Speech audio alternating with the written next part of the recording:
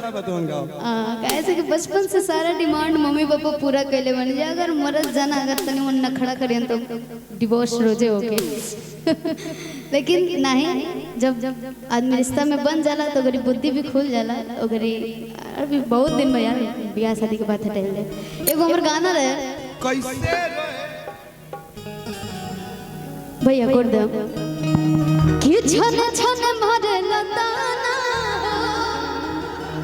घर कैसे रही जनाना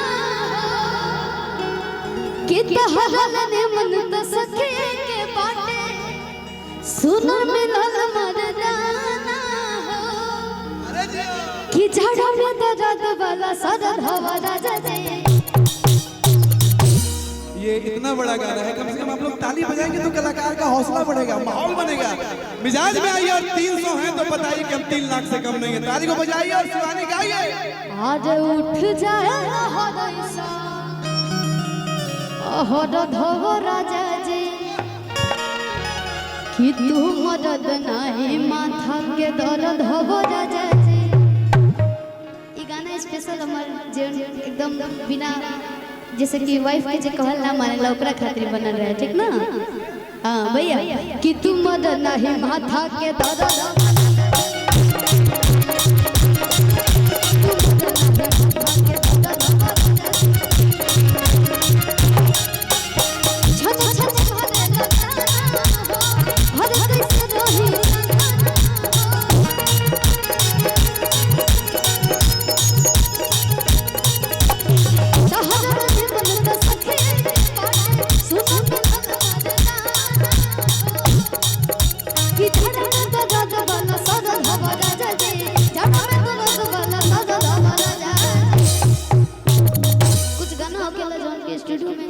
होके मंच पे तनी ओकरा में दिक्कत होके लगावे में टेम्पो के वजह से, लेकिन फिर भी आज उठ जाए हरैसा रद हवा राजा जी तू मरद नहीं माथा के दर्द।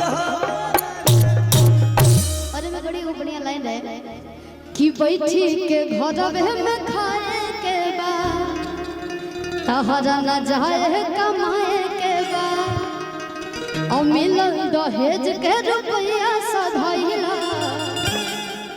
अगुए में कर्जा लदाए के बा कि हमें न दया तूनी दर्द हव राजा जी। आज उठ जाए उठ जाए दर्द हव राजा जी तू मदद नहीं माथा के दर्द